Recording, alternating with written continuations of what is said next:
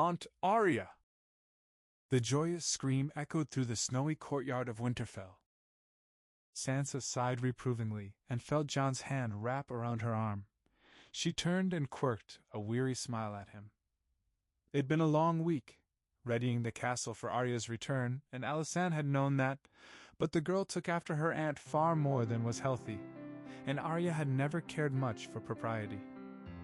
But Arya's visits were far rarer than either Robb or Bran, and Rickon, of course, spent most of his time at Winterfell. She hadn't come to Winterfell in recent memory, in fact, and only met Anne when Sansa took her to a meeting with the Skagosi last year. At least Sansa had Jocelyn and Beren to call her own. Anne might have looked like Sansa, all save her eyes, which were the palest gray, almost purple in the right lighting.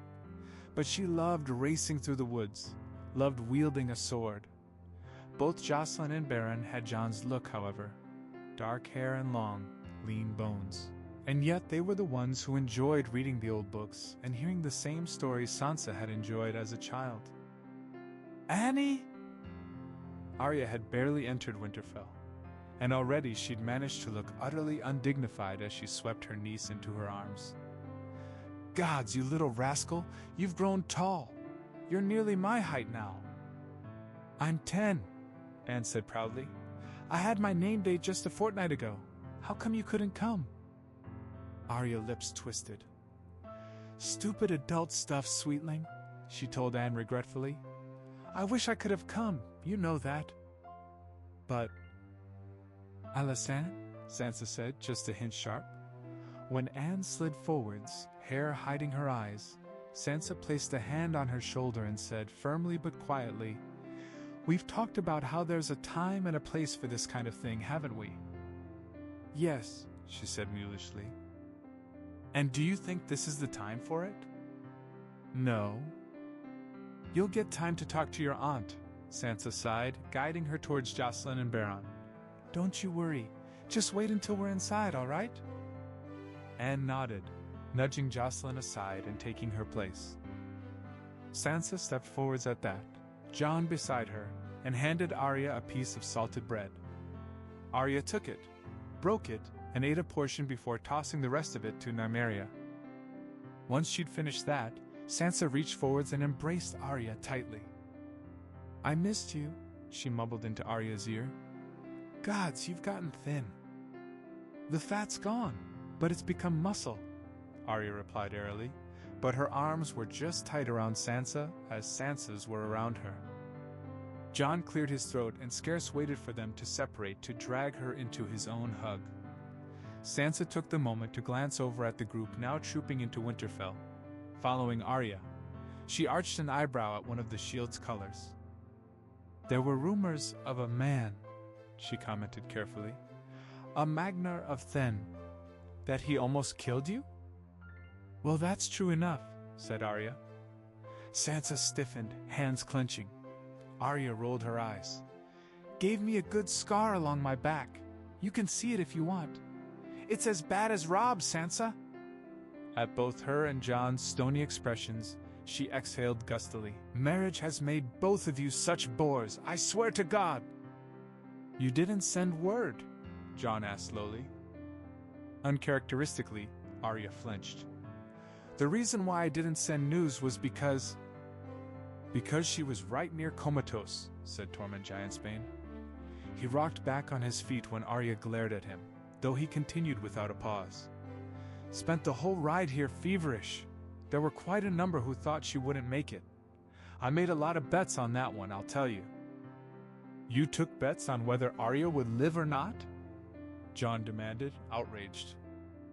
Tormund shrugged. You Starks are hard to kill, aren't you?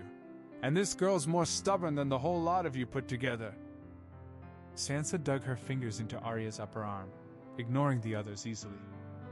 You're the only person inside Winterfell for the next month, sister.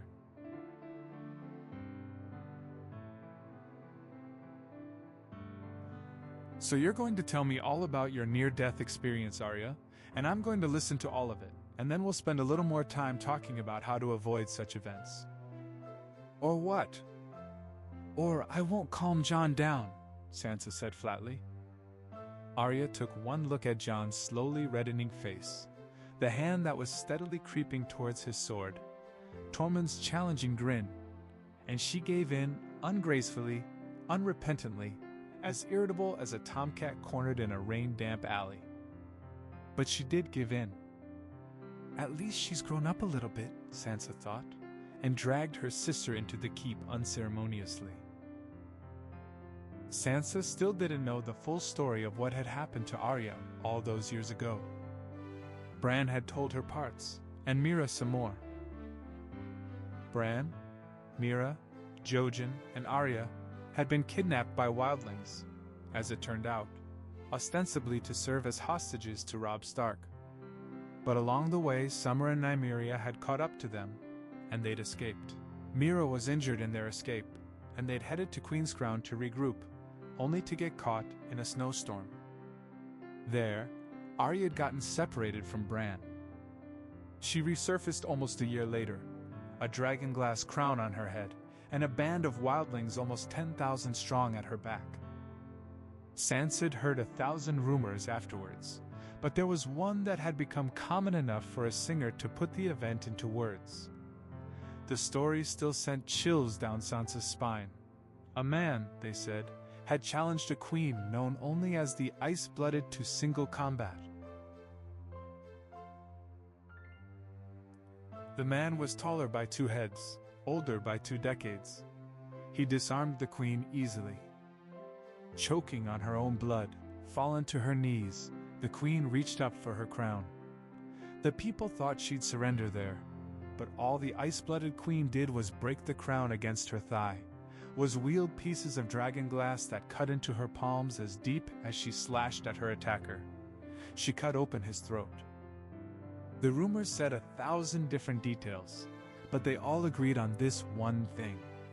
The queen took the bloody shards embedded in the man's throat and braided them into her scalp, and then she said, "There shall be only one person to wear this crown, in all the ages. When I die, I shall burn with this crown."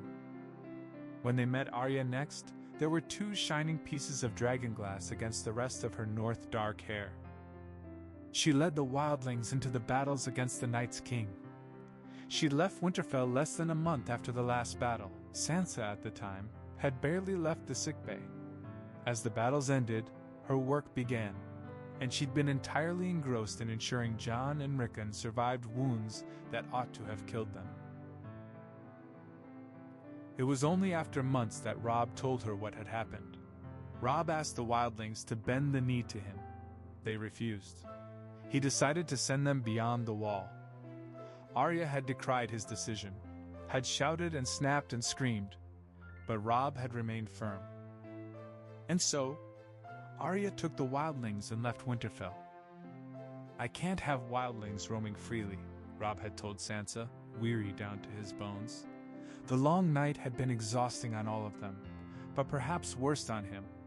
There were lines carved into his face and knotted scars running down his spine, and he rarely ate. "I can't have people in my lands who don't accept my rule, and Arya will always be Arya," Sansa had replied, pressing a hand against his shoulder. "She's always going to want things. She's always going to want to hurt those who don't give those things to her. She's the hardest of us all, Robb, you know that." "She'll never forgive this," he'd said hoarsely. Sansa had sighed and said, "She is your sister. She's also a grown woman. She'll come around sooner or later." But Arya was as stubborn as any of them. She'd spent the last 15 years traveling through the north, both beyond the structure that was once the wall and south of it, uniting the wildling bands under her banner. After a few years, she met Robb at Queenscrown and negotiated a place for the wildlings in the gift. It was then that she and Robb put aside the worst of their disagreement. Sansa hadn't heard anything more of it after that, though this still marked her first visit to Winterfell since. Sansa didn't understand it. 15 years spent chaining people together who were lawless marauders. The gods knew how much longer it would take Arya to finish the job. Didn't Arya ever get tired of wielding a sword? Of killing people? Of maintaining control of thousands of people who wanted nothing more than to kill and pillage? Didn't she ever just want to come home? Be among people who weren't waiting for the slightest sign of weakness to revolt? We're two different people, Sansa thought then. And with the weight of 20 years' history behind it, it tasted true. Sansa might hate the weight of a sword in her hands, but Arya would always love it.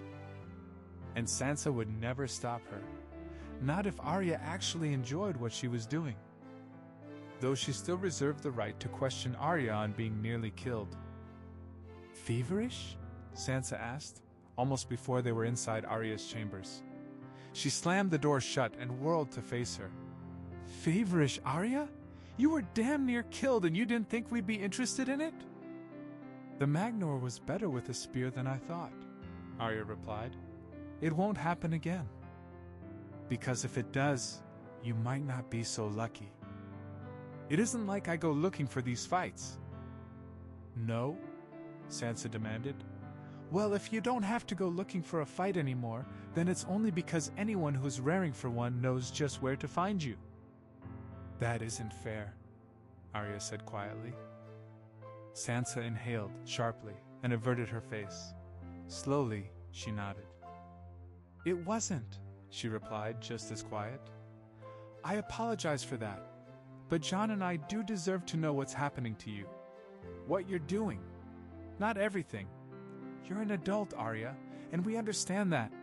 But maybe just a little bit about where you're going, what you're doing. Just so that we aren't blindsided. Because I can handle rumors, but I cannot handle watching your corpse come home, with no explanation, with no rhyme nor reason. Just a sorry we killed your sister, now bury her, from a wilding if we're lucky. What do you think Mother would say? Sansa asked, gently ruthless. Or Father? And if you did die, if something were to happen to you, if we were to suspect that those who truly killed you were still alive, do you not think we would root them out? You've spent more than a decade building peace for your wildlings. Is that not worth something? Arya looked shaken. I hadn't considered that. You're not selfish enough for it, agreed Sansa. And I'm not saying that we'll interfere in your choices.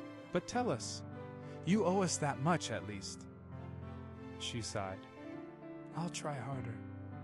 Then, muttering rebelliously, though I still say that I did the only thing I could, Sansa. What do you mean? Sansa asked curiously. Back then, after we defeated the others. Arya tilted her head to the side. You and Jon weren't there. Mother and Father were taking care of Rickon. Bran was recovering from the whole green scene, and the wildlings were here in Winterfell. She shook her head. There was a disagreement between a wildling and a Karstark over a woman. The wildling knifed the Karstark, and Robb went into a rage. He told me that he wanted them gone, that these people who'd fought shoulder to shoulder with us less than a week ago had to return to their homes beyond the wall, and as soon as he could, he'd rebuild it. Robb didn't want lawless, marauding bands roaming through his lands, Sansa said softly, which is understandable. Maybe? Arya's hands tightened on each other, knuckles white even against her pale skin. But you don't know how bad it can get that far north, Sansa. It turns people mad. Or gods, you don't know what it does to some. What I saw, there are nightmares everywhere. I know that, both in the south and beyond the wall. But these nightmares are of a different kind. A kind that turns good men into monsters and doesn't leave anything behind. I couldn't let Robb banish these people again. They fought beside us, for us, and, well, Robb only agreed to have them here if there was someone who'd take responsibility for them. So you left? She nodded. So I left. I was really angry. Don't doubt that. But it wasn't as if I didn't have good reason. She snorted. And after I'd united enough of them, I had Robb give me the gift. It wasn't as if it was being used anyways. And that's where I've lived for the past couple years. Why didn't you come to us? Sansa asked. We could have helped. The job was hard enough on account of me being a woman, Arya said bluntly. I mean, honestly, I tell you, Mance Rayder had it easy. He was good with a sword, and the free folk respect that easily enough. But for me, oh, they'll throw thrice as many challenges my way, and even after I defeat them all, they'll still name me unworthy. It would have been far worse if they thought I had you two on my side. They respected that I was leading on my own terms, not because I was a Stark. Because you were good with a sword, not because of your name. Sansa arched an eyebrow. There's something to admire in that. Oh, aye, and when I die, everything's going to be fucked to the high heavens. Sansa snorted and started towards the door. There's a bath in the other chamber, she told Arya. Also, if you use language like that in front of Anne, Jocelyn, or Baron, I'll have you strung up on these walls. Don't think I won't. No promises, Arya chirped. Oh, and make sure Jon doesn't kill Tormund, would you? If he hasn't already, Sansa said airily and left. Robb had rallied the north, rebuilding keeps and establishing a new lay of the land before the others ever came. When it became clear that they needed more arms, it had been Jon and Sansa who journeyed south once more, approaching and bargaining and posturing against the men and women they'd crowned, demanding men, demanding arms, demanding gold. And after the war had finished, the armies had gone back home. But there were a great number of those who were too tired to make the long journey back home. War-weary Southron soldiers settled into the lands Robb offered them, populating lands which had once held either few people or were wiped out by the others. It wasn't unheard of for people to hear the Dornish accent sprinkled liberally among the high Vale-born dialect, to face children with hair Riverland red and eyes Westerland green, to have households strung up with gold roses at the solstices as in the Reach, or banners dipped in salt and woven with seaweed as in the Iron Islands. It was a bright new land. It was sharper-edged, carefully formed, a powder keg waiting for things to explode. New rituals, born of old, exhausted rivalries and the compromises reached, were formed. Friendships across once impassable lines were established. Families with parents from across Westeros were created. Once, a long time ago, Jon had watched Sansa stare at a court ringed with vicious, circling hatred. He'd watched Sansa watch them, had watched Sansa straighten her back, had watched Sansa think, enough. He'd watched Sansa reach out and remake the world until it fit her vision for it. He might still be just the tiniest bit in awe of that. It'd been Robb who led an army of Northerners, Jon who led an army of Southerners, Arya who led an army of wildlings, but they all led humans. In the end, the man that saved the day was Bran, who wore a weirwood crown on his brow and led the children of the forest into a battle against the Night's King. Sansa picked at her lunch, frowning at the pieces of potato in the soup until Baron asked her if something was wrong. Not a thing, sweetling, Sansa told him, sending him a small smile. Just hoping your aunt's all right. I saw her heading to Wintertown this morning, Jocelyn offered quietly. She looked angry.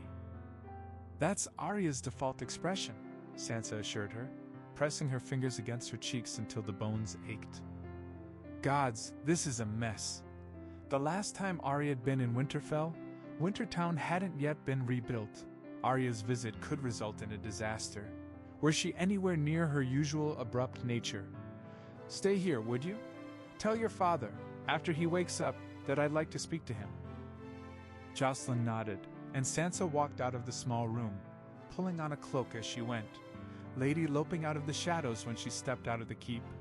She was halfway to Wintertown before realizing that she'd forgotten her gloves. But then, it wasn't as if they were necessary. It was warmer now than it had ever been in her life. Arya, she called, upon sighting the slight shadow standing in the corner of the street. Sansa hurried over to her, catching Arya's hands in her own. Raised, knotted scars pressed against Sansa's palms. She almost spoke, but when she turned, slightly, she realized what Arya was looking at. When the others invaded, they'd come to Winterfell. Sansa hadn't been here then. She'd been in the Iron Islands, drumming up support alongside Jon, but her father had been. They'd evacuated it, taking all the small folk they could into their keep. The Whites barely reached Winterfell's gates before being forced to turn back, but they'd ravaged Wintertown anyhow. When Arya left all those years ago, nothing had been rebuilt. And though they'd all wept to see the neat structure so violently destroyed, there was something different to mourn in the rebuilt town. The only people who remembered it were right here. New villagers came and went, and the streets Sansa and her siblings had all played on were utterly gone. There was something to mourn when a town was destroyed, when everyone wept at it. But there was something else to mourn when people rebuilt, and forgot that there was ever a town before the current one. Sansa and Arya and their brothers had played on different streets, rang the bells and lit the lanterns and tumbled through the icy cobblestones until breathless. But Sansa's children would only ever know these ones. "Arya?" Sansa said, almost noiselessly, and then she saw Arya's face, all the loss and numb, resigned shock. In the end, all Sansa did was drag Arya close and embrace her. "What happened to Mikken?" Arya asked, muffled into Sansa's furs. Then, before Sansa could answer, "I know he died, but there's a new smith. I just never thought I'd see Winterfell have a new blacksmith. Mikken always seems so unbreakable." "Yes," whispered Sansa. "I didn't expect it to be the same. I knew it wouldn't be. But still, it hurts," Sansa finished. Arya dug her fingers into Sansa's arm, pressing closer. After a long moment, she turned away and wiped her eyes. Slowly, they picked their way through the streets. When Arya saw something particularly different, when she went pale and grim as a ghost, Sansa waited. After a long hour, she inhaled slowly, unsteadily, and began walking towards Winterfell. Almost at the gates, Arya turned to look at Sansa. Her eyes were slightly reddened, her hair not quite hiding the hectic flush to her cheeks. "Where's Rickon?" she asked, voice still slightly unsteady. Sansa knew better than to comment on it. She shrugged easily. "He comes and goes like a ghost. Though Daisy Mormont sent a raven a few weeks back, saying that he'd taken a liking to Lyanna. I suppose we'll see where that's going. And Bran's in Greywater Watch, I suppose?" "With the children," Sansa agreed. "And the Reeds, too. He scarce leaves the place, in all honesty. Robb's in Moat Cailin with both mother and father. What with the whole rebuilding business, he tends to use the castle as an administration center more than anything, so, well, let's just say that mother and father tend to do more of the actual work, while Robb rides out and decides where to build castles." "Are they happy?" Arya asked curiously. "I spoke to them last year at the Skagosi meeting, but mother was ill at the time, and father looked miserable." Sansa hummed noncommittally. "Father rather likes being in Moat Cailin. He started training a good many of the men there. You know Robb's never had a good head for teaching others." "Yes," Arya said wryly. "Roderick always said Robb was a genius with a sword, even if he could never tell anyone else how to do what he did. And Mother's been handling the lordships that come with 20 extra keeps. She's happy there too, I'd say." Sansa shrugged. "They tend to spend most of their time there anyhow. Though they visit me more than they visit Bran, and I'm fairly certain that has to do with the bugs. Mother hates the trip into Greywater Watch, but she hates staying there even more." "And they never visit me?" Arya shook her hair back, starting to walk towards the gates again. "You could come if you wanted," she offered suddenly. "And watch Jon get stuck with 20 arrows the moment he offends someone?" Sansa shook her head. "I'm happy here, Arya. This is my home." "It was meant to be Robb's," she grumbled back without any heat. Sansa rolled her eyes and entered the keep, shed her coat. "Robb chose to live in Moat Cailin because he got tired of me." "Because he got tired of you and Jon," Arya corrected. "I don't know anything about that," Sansa said. "Well, maybe Robb had chosen to shift his court from Winterfell because he'd caught Sansa and Jon in a compromising position a few feet from his solar. Maybe he could have waited for the rebuilding to be over instead of leaving unceremoniously within a week. Maybe, just maybe, Sansa and Jon had something to do with it. But Sansa didn't have to admit that. Sure you don't, Arya snorted. Sansa shook her head, a smile curling over her lips. Also, if you've the time, just talk to Anne. She's been obsessed since she met you last year. And if you could be a little less bloodthirsty than usual, I'd be grateful. Less bloodthirsty? Arya asked mockingly. How could I be that? Be Arya the Vengeful, said Sansa. Not the ice-blooded queen. For just a few minutes. All right, I suppose I can try and be a nice little lady for a while. Gods know the girl needs a proper example to look up to. I'm sure you didn't imply anything with that, Sansa said mildly. Good, because I didn't. Arya bit her lip. Can I take her to the wildling camp? Let me talk to Jon. Though if you're careful, there shouldn't be any problem. We'll have fun then, said Arya, and walked away. When Sansa and Jon returned from the Great Separation, as the dissolution of Westeros was now called, they left Edmure Tully in charge of King's Landing. Sansa told him about the ship full of wildfire still hidden away, but Edmure hadn't told anyone else. And when Daenerys Targaryen came with her dragons, Edmure was in Riverrun. The man he'd left behind in King's Landing, Sir Mark Piper, refused to bend the knee to Daenerys' army, to Daenerys' fleet, to Daenerys' dragons. In response, she set fire to King's Landing. For all that dragons were immune to fire, however, wildfire was an entirely different beast. 2 of her dragons perished in the eldritch flames, and less than a quarter of her fleet survived. Daenerys, still believing herself capable of conquering Westeros, based on the assumption that there would be little chance for the assemblage of a proper army against her, even if her own forces were lessened, took her crippled army and marched further inland. And yet, Edmure Tully wasn't sitting idly while Daenerys recovered, and struck an alliance with the Reach. His friendship with the Vale stuck true, and Lord Royce maneuvered Lord Penrose into seizing the ships Daenerys left behind. By the time Daenerys had left King's Landing, a sizable army of Tully and Tyrell bannermen had assembled, and they pushed her back to Duskendale. There, facing mutiny by her own men, stranded in a land she never before saw, in a castle where her father was held prisoner, Daenerys signed away her rights to Westeros in return for Lord Penrose's ships. Or, as Bronze Jon told the Dragon Queen, "There is no more room for Targaryens in Westeros, Your Grace. Go back to Essos with the dragon left to you, and keep those bastards in Slaver's Bay from taking slaves again. You'll do no good here, and only make it worse if you try to take what you think is your right. Go home, Your Majesty." Or, as Arya put it, only Sansa could kill 2 full-grown dragons completely by chance, and never realize what she'd done. 2 days later, Jon met Arya in the Godswood. "What's this I hear about Beren being named after Bran?" Jon laughed, and seated himself at the base of the heart tree, back sliding against the bark. "Who told you?" "Your daughters." "Well," his lips twitched, "they aren't lying, not exactly.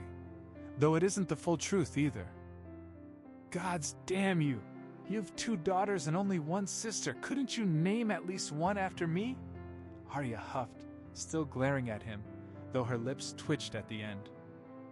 "It wasn't purposeful," Jon protested. "We didn't mean to. Robb just made it out to be larger than it was, you know, as he does, and Joe's his favorite. So, the girls caught on." Arya seated herself with rather more force than necessary. "Explain." "Ah well. When Sansa was pregnant, and this time we were sure it'd be the last time, she basically told both Bran and Robb that she'd name the kid after the one who was in Winterfell during the birth. 'Cause Bran was there for Anne's birth, and Robb was there for Joe's, and she wanted them both here this time." He shook his head. "We all forgot about it afterwards. It had just been a joke. And as it turned out, Bran and Robb were coming together, so there wasn't supposed to be a problem anyways." "But there was." Jon nodded. "One of Robb's carts got caught in some mud. Bran went on ahead and reached Winterfell that night, and Sansa, as you probably know, went into labor early. So as our son was born, Bran was the only one there, though neither of us knew that. And you named your son Baron, said Arya. A name we decided upon before, no matter how much it sounds similar to Bran. Robb threw a fit? Robb threw a fit, Jon agreed. Went berserk, bright red. Didn't allow Bran to be in the same room as Baron if he wasn't there too. Which, you know, is probably why Bran stayed for so long. He waited for Robb to leave. Robb had to negotiate some treaty with the Karstarks, and then spent another month here just to spite him. There was a rustling sound at the entrance, but it was only Sansa who stepped out of the shadows, coming to stand next to Jon. "Roderick's looking for you," she said softly, and then turned back to Arya. "What were you talking about?" "Baron's name," said Jon. Sansa broke into a smile. "Ah, that isn't even the funniest story," she told Arya. "Has he told you about how he still hasn't forgiven Robb?" "Not this one," Jon said, groaning theatrically. "Can't you just let me have some dignity in the eyes of my little sister?" "Haven't forgiven Robb for what?" Arya asked curiously. Sansa's smile turned wicked. "For being nice to Jocelyn." "It's perfectly understandable," Jon objected. "I mean, I was gone for what, 3 months? And Robb made my own daughter turn against me." "Jocelyn still likes Robb more than Jon," Sansa confided to Arya. "Hey!" "She was terrified of ghosts when Jon left," Sansa explained, as Jon glared at her, an unrepentant grin on her face. "Jocelyn was scarce 5, and Jon had to go to the Manderleys for quite a long time, and so Robb came here for a few months. It was rather an important time in Jocelyn's growth. She was starting to get curious. And you know Grey Wind's always been good with children. So's Ghost." "Grey Wind doesn't have red eyes," Sansa told Jon flatly, before continuing her tale. "And Jocelyn fell in love." "If it was just that, I'd be fine with it," Jon muttered. Sansa's grin grew even wider. Robb fell for Jocelyn's curly little head too. Took her to all the council meetings. Sat her on his shoulders during the small folk sessions. Scolded Anne when she made her cry. He didn't let up at all. I think he saw more of Jocelyn than I did some days. "And you were okay with that?" Arya asked, startled. She'd always thought Sansa would be more controlling of her children. Sansa rolled her eyes. "Anne's enough trouble on her own. If Robb was willing to take some of the burden, I wasn't exactly going to refuse." Sansa leaned, just slightly, against Jon. "Anyhow, when Robb left, Jocelyn cried, and refused to talk to Jon or Ghost for ages. A week. Which feels like an age. Have you ever had a 5-year-old girl refuse to talk to you, Arya?" Jon shuddered. "It's right near painful."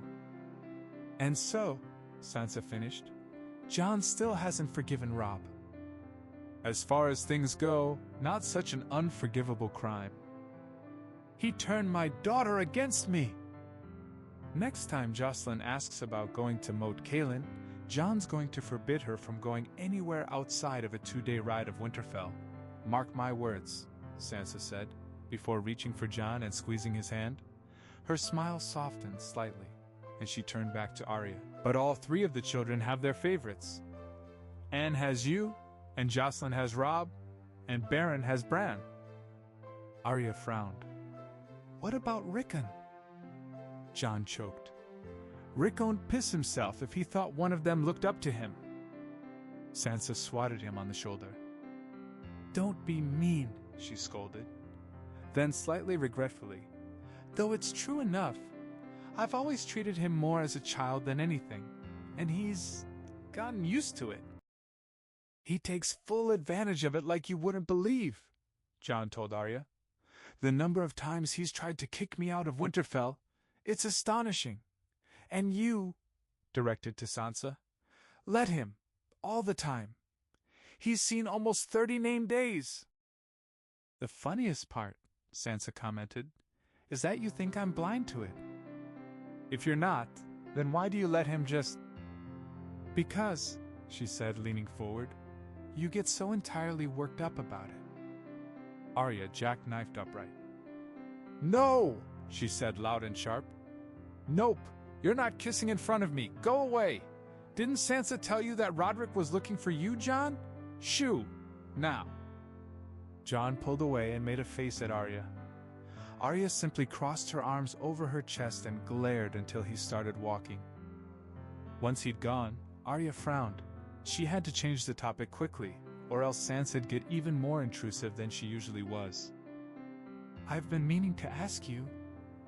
Arya hesitated for a moment, then continued. Last I heard, Alice and Wyla were serving on your council, but now nobody seems to know where they actually are. I told them to leave, Sansa replied. Arya went dangerously still, and Sansa arched an eyebrow. Don't act coy, it doesn't suit you. Both of them loved you, Arya said heatedly. They were... fools, Sansa finished archly. Madly in love with each other, still refusing to do anything about it. The looks alone were enough to drive anyone mad. I mean, Jon commented on it, and he never notices anything. Arya looked at her incredulously. You knew? It started in King's Landing. Of course I knew. Arya, what do you take me for? A half-blind fool? I'm not sure you've the right to tell anyone that they're being inappropriate, Arya grumbled back, relaxing slightly. You are the person who chased our elder brother out of his own seat just because you couldn't keep your hands off of your husband. Jon isn't any less invested in the whole touching business, Sansa announced, and Arya's hands shot up to cover her ears. I don't want to know. Are you sure? Sansa asked, laughing slightly. No wildling man to share your furs, Arya? No vows said before the heart trees? I'd be happy to give you tips. Shut up! All right, Sansa sighed. Anyhow, both Alice and Wyla refused to start anything so long as they were on my council, so I sent them away. Both were adamant that they wouldn't have any scandals clouding my rule, which is a sweet sentiment, albeit an unneeded one, and so when I told them to leave, they started a band of outriders that answered to me. See what problems are in different keeps, and send the ravens. A spy service, Arya said. Impressive. Particularly because it all but landed in my lap full grown, Sansa said, and offered Arya a hand, pulled her up. We should head back. It's getting dark. On the way, Arya turned to her. They are happy, though? Disgustingly so, Sansa answered. There was a flare of happiness in Arya's gut, and she sighed at it. Less than a week in Winterfell, and she was becoming a homebody. But for all that she couldn't find happiness here, for all that she loved the fury of a good fight and the bite of the wind across her cheeks, for all that Arya couldn't stand still, she knew Sansa was different. She and Sansa had settled their differences ages ago, and she was happy now. What she did mattered was something none other could do, and for all her complaints, she could think of no other life she'd rather live. I'll see what I can do. Wyla, Alice called, panting as they stumbled to the top of another hill. Wyla was already heading for the next, higher one, stubbornly limping her way forward. The wind caught her green hair, pulling at it until it was whip taut, brilliant as a Tyrell banner. She turned to look at Alice, and the sun rays spilled over her face, painting her cheeks a molten gold. Alice stumbled, slightly, struck dumb. There was something to be said for this life, thought Alice. They'd spent such long years serving Sansa on her council, dancing around something made entirely of shadowed glances and quick smiles, something that neither had words for. And then they'd been given a chance to do something more.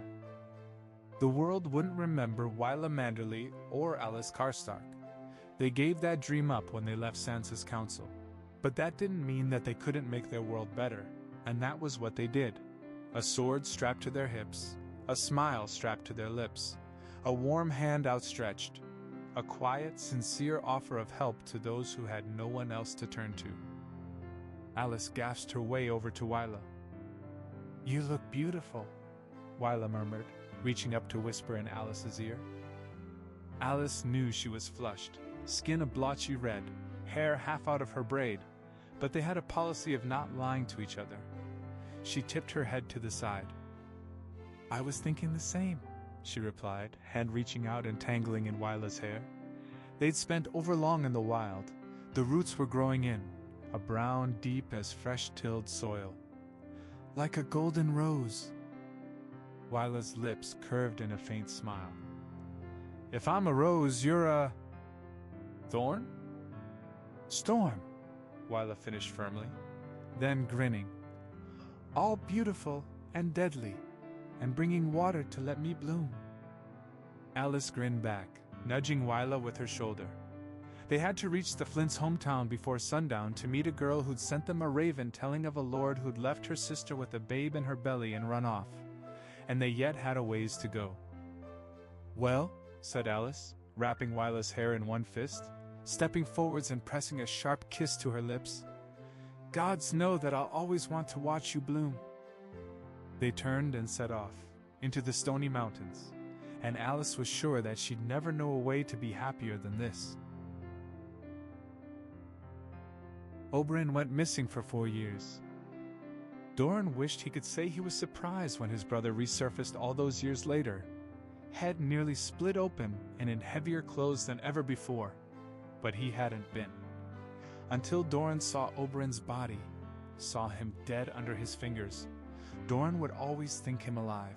After all, Oberyn always had a nasty habit of being cocky beyond all belief, with the skill to back up just over a half of his boasting, and it was always enough to get him out of the incredible mess he often found himself in. But Oberyn returned to Doran's court, and he returned empty-handed. It was weeks later that he confessed to killing Gregor Clegane, a month later that he confessed to spending 2 years learning to make wine, a year later that he confessed to visiting the Isle of Faces and seriously considering switching from the faith. Doran watched Oberyn relearn the ways and customs of Dorne, watched his younger brother treat with his daughters in a gentler manner than ever before, and he realized that for the first time in decades, Oberyn didn't carry the blazing need for Aaliyah's justice that he once had. In all the years to come, Doran would never put pen to paper. He'd find himself sometimes staring at the ravens that were trained to go to Winterfell, but he never reached for one. And yet, he penned the letters in his mind.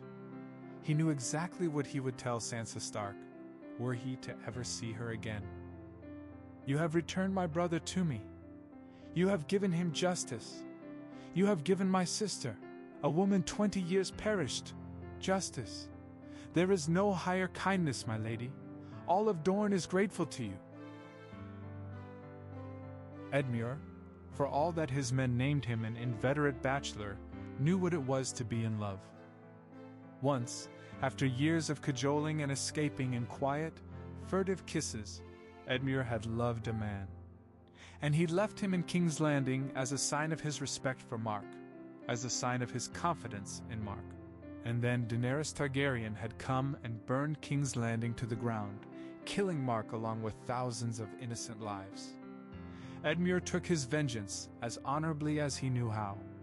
No dragons would ever come to Westeros again. But this did not mend his heart, did it? Perhaps one day, Edmure would be able to take a wife. Until then, he had a sister to care for in Riverrun, half mad and despairing. He had a kingdom to care for and nourish. He had a dignity to uphold. And so he carried on as he always did, dutifully, honorably, steadily. Adara handed a cup of wine over to Theon and sank into a seat next to his. "Your sister's coming here?" "She wants to," said Theon, "though she might be too busy, but Asha tends to do what she wants, so she's most likely coming." They'd been married for almost 10 years now. Adara had watched him march off to battle, unknowing of how she felt. She'd watched him return, bleeding and almost dead. The first morning he'd gotten out of bed and started walking, she'd kissed him silly. They were 10 years married, and Adara had learned her husband well. She could see the quiet, exhausted resentment in the corners of his eyes, the downturned edges of his lips. She could see the careful respect he'd fostered for his sister, and the fragility with which it could topple. "Everyone's always loved her more," he'd said once, tongue loose with wine. "Ask her to bring your mother as well," Adara said quietly, and watched his eyes light with the idea. "I'll always be beside you, love." She smiled, soft and gentle, because Theon listened to her. He didn't see her quiet nature and name it weakness. Adara loved him for it. Tyrion spent years rebuilding the Westerlands. He spent even longer rebuilding his family, but that's another story. When Jaime first challenged him to a duel, actually strong enough to demand something of someone, Tyrion laughed at his brother. Then he shut himself up in his solar and continued to laugh, right up until he tasted salt down his cheeks. Mira was tired. Down to the marrows of her bones. No, deeper. Jojen had survived the war against the others, and yet in their home, he wasted away. Greywater Watch left his skin sallow, his hands shaking. He spent his nights screaming and his days sullen. Mira had begged him to leave. There was no call to remain in the Neck. Sansa would surely give them refuge if they were to even hint at it. But Jojen refused. "I will die here," he announced, and Mira snarled back. "Why?" "Because," he said, "this is my home, and I have been gone from it long enough. 'Tis not sadness that kills me, Mira." "It is your green sight," Mira said flatly. "The old gods give," said Jojen simply. "The old gods take. There are no reasons for it. Perhaps I should have died of the Greywater fever all those years ago." And so it went, for years on end. Mira cajoled and wept and screamed, and still Jojen did not budge. He watched her with those all-seeing eyes, grim and knowing, and Mira wondered if she'd ever known a man so selfish. Decades later, she buried her father and took up the mantle of Lady of the Neck, and still Jojen hung on to life, paler and weaker by the moment, alive by only fraying strands. "I survive," thought Mira, on the coldest mornings, when her spear felt fused to her palms, when tears felt stuck in her throat. "I survive, even when none else do." The battle at Last Hearth, their travel beyond the wall, their return. Mira buried friends she loved, family she adored, enemies she loathed. It was what she did, this black-haired swamp girl. She was tired and angry and bitter, but she had a castle to see to. She had a duty to serve, and Mira, for all her laughter, always did her duty. "I survive," she thought, and walked back inside. Robert Arryn met his mother when he turned 16. There was something pitiable in her thin, lanky strands, he thought, a reminder of what was once beautiful and was not gone to rot. Traitor, Bronze Yon named her, for killing Robert's father. Once, deep in his cups, he'd even spat, whore. But Robert knew what it did to people, to be told to love only those your parents ordered you to love. Maybe he'd inherited his mother's heart along with her eyes. Maybe others would name that a weakness. Only a few months previous, Bronze Yon had sat him down and told him what happened to women who had children out of wedlock after he saw Robert kissing a maid behind the kitchens. If no one had told his mother that, if she'd fallen in love, Robert could see his own future written out in his mother's eyes. He could see himself becoming her.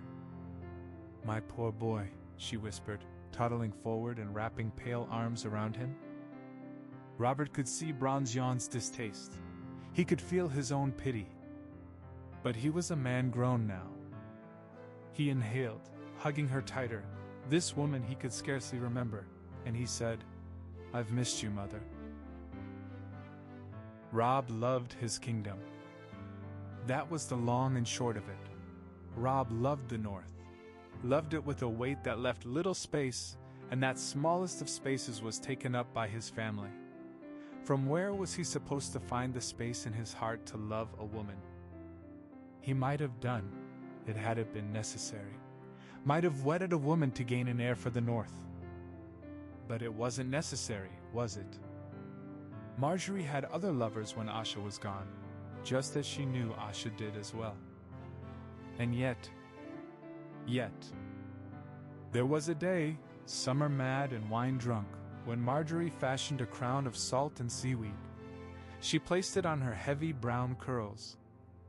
Asha went pale, and then flushed with desire.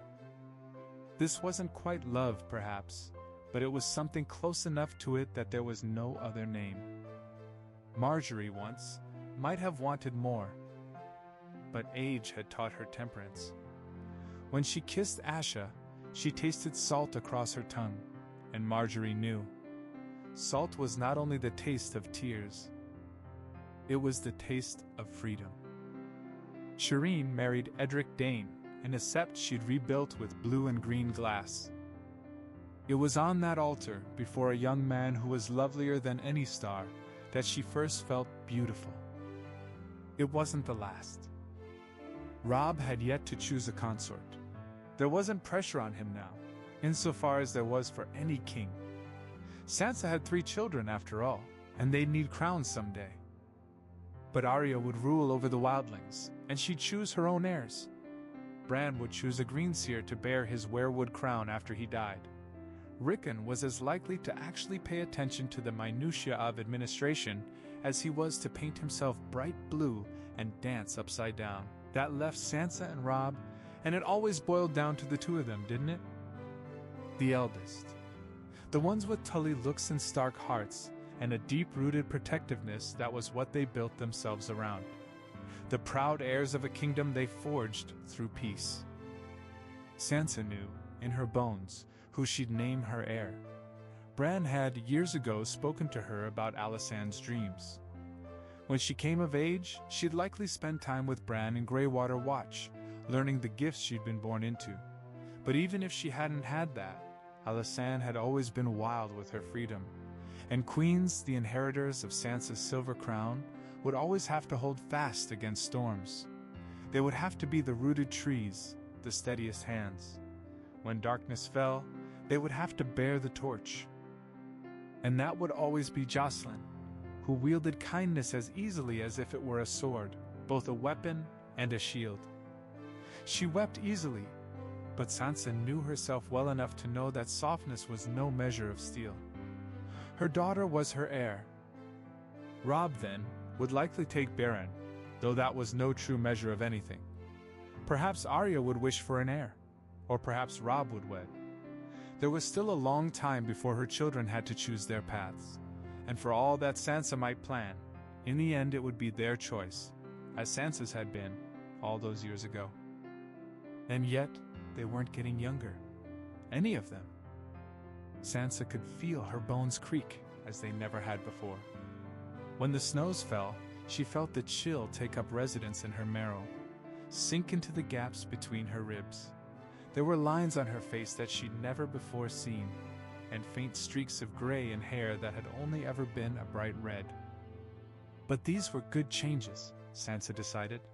These were the best changes. The kind that meant you were alive, and you'd been shaped by the world. That you'd shaped the world in return. There'd been a few years, in the beginning, when their children had died in her womb.